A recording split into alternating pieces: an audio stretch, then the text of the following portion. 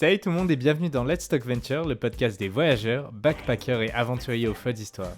Je suis Tony et aujourd'hui, je vous présente un nouvel épisode de Short Stories for Big Adventure, la version courte du podcast Let's Talk Venture, avec un extrait de l'épisode Random Conversation avec Dominique et Johan, et tous les deux passagers de Alter Hostel, l'auberge participative à Lyon.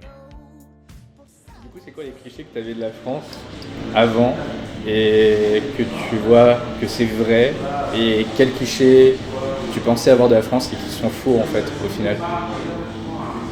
Ce qui est vrai, c'est que vous aimez le fromage, j'imagine. Oui! Ça m'a pris, sans blague, 1 heure au marché l'autre fois à me prendre une brique de fromage que je voulais. Je me dis, je vais me prendre un fromage de chèvre.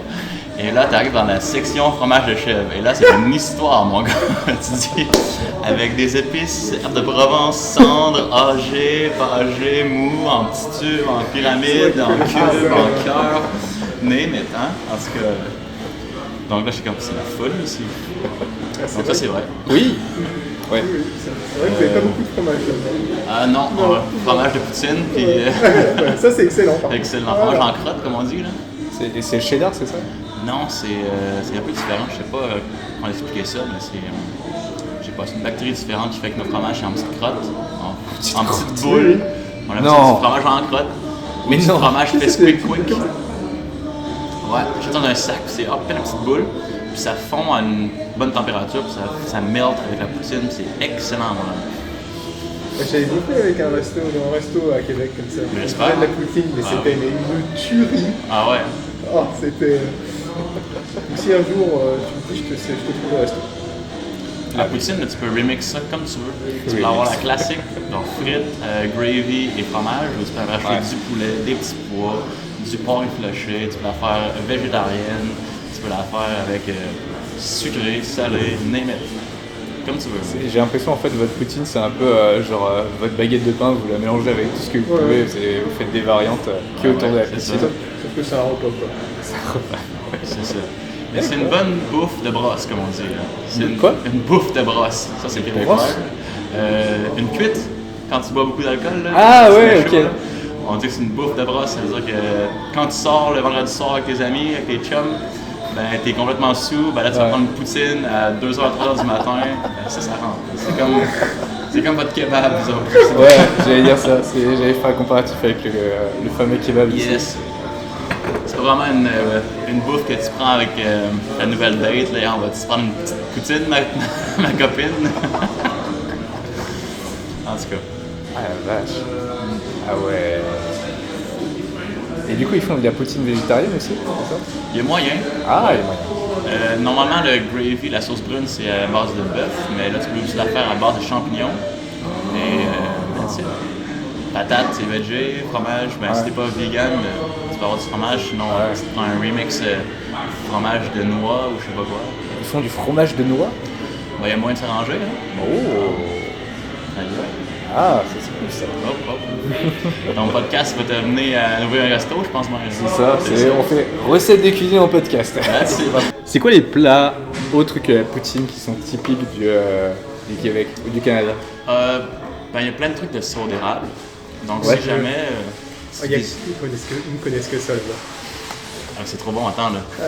Si jamais tu as la chance de visiter le Canada, le Québec en fait, et t'es en mars, c'est l'étape qu'on appelle le temps des sucres. C'est quand les arbres d'érable produisent le sirop d'érable. Ils produisent l'eau d'érable et ensuite les cabanes à sucre font le sirop d'érable, la tire d'érable, le beurre d'érable. Et là c'est un truc familial, tu t'en vas à une cabane à sucre. Et là, ils font plein de plats, donc jambon cuit dans le sirop d'érable, oreilles de Chris, plein de plats avec bouillie dans le sirop d'érable. Ils font aussi des tournées de chiens de traîneau, des calèches de cheval. Donc c'est une festivité autour de l'événement du sirop d'érable, quoi. Donc ça, c'est assez culturel et assez typique bouffe québécoise. Ouais. Ok, trop cool. That's it. Ouais. Et c'est quoi les clichés que tu penses qu'on a des Canadiens? Parce qu'il y en a. Hein. C'est toi qui me le dis, là. Ouais, non mais on en a. Mais après, toi, tu penses c'est quoi les clichés qu'on a de vous en fait?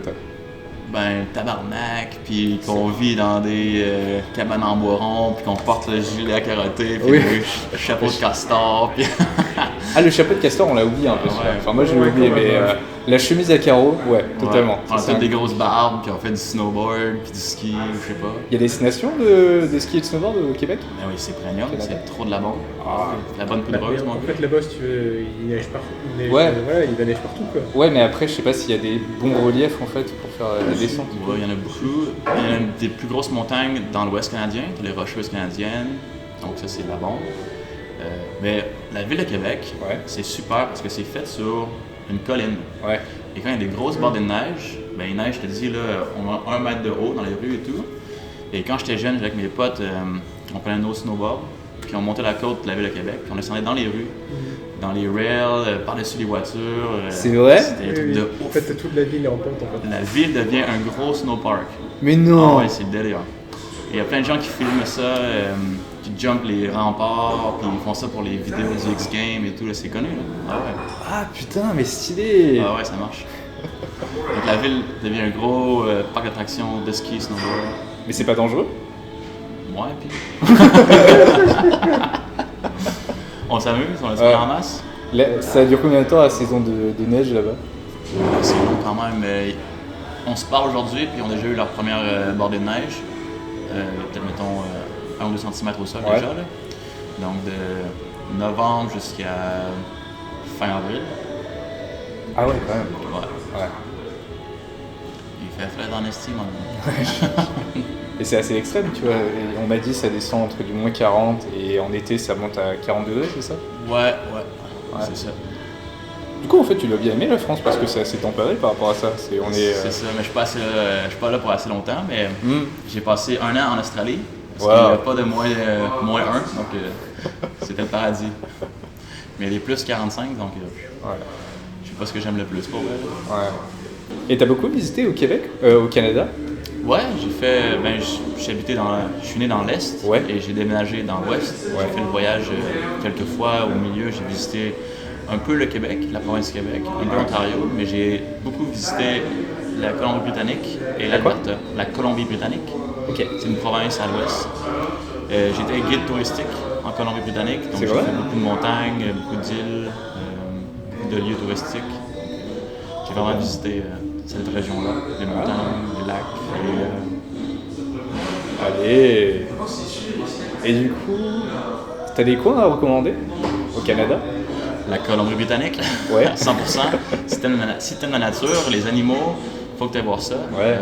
Il y a beaucoup d'ours avec la tête blanche. On a des forêts, des rainforests, des anciennes forêts qui n'ont jamais été coupées. Donc c'est magique. Tu vois la mousse qui pousse sur les arbres, les roches. Tu te crois dans un autre monde. Ouais, complètement. C'est super naturel.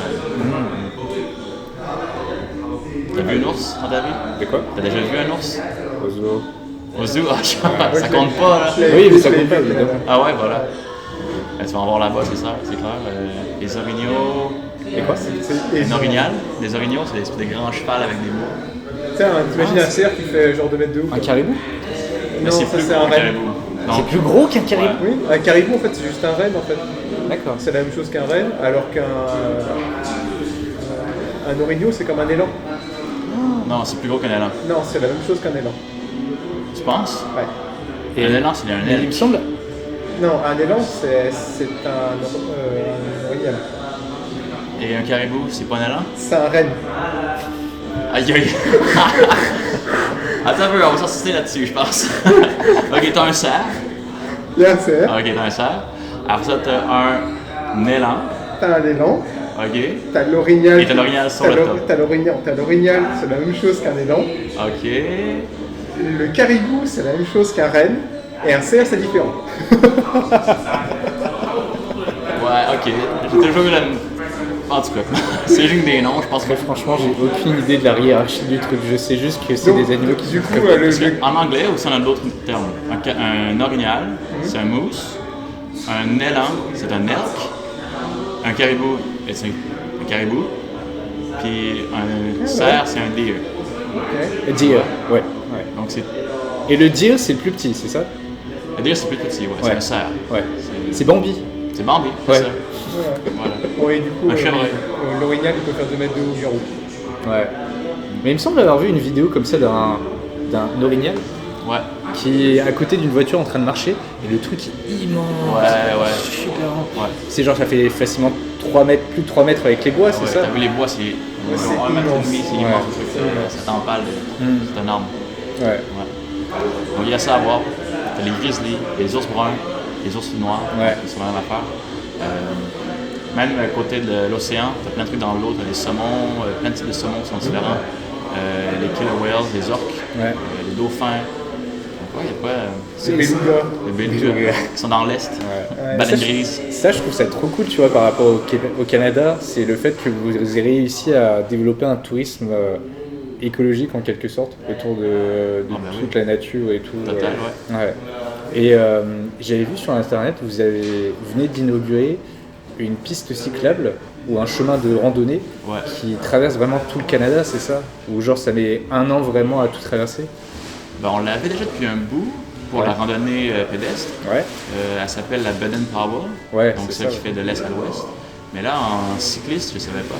Non, c'est pas un cycliste, c'est vraiment un chemin de randonnée qui met 1 an à... Dans le bois, quoi. En trail, un peu. C'est d'un bout de l'est du Canada jusqu'à l'ouest du Canada, apparemment. C'est ça. Et ça met vraiment 1 an, plus d'1 an ça va pour prendre tout un faire. méchant bout de temps. Un défi, les boys? Non, oui, Quand tu veux. peut-être. Mais je suis pas assez préparé au moins 40 en fait. Non, mais si tu vas l'été, ça va, hein? 1 an. Oui, non, mais tu pars au mois d'avril. Oui, mais l'idée, tu vois, c'est de traverser tout le truc en entier, tu vois. Mais Donc, t'essaies de partir quand même possible, quoi. En 1 an, tu vas quand même avoir un peu de neige. Normalement, surtout que ça dépend pas où tu passes, t'auras forcément des montagnes sur la fin. C'est vrai. Il y a un bon bout de plat entre l'Ontario et l'Alberta, c'est plat. D'accord. C'est en gros les montagnes au Canada, ça se situe aux 2 extrémités, c'est ça? Ouais. Ok.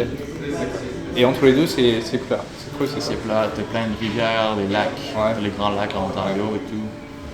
Mais sinon, Saskatchewan, c'est plat et Manitoba, c'est plat.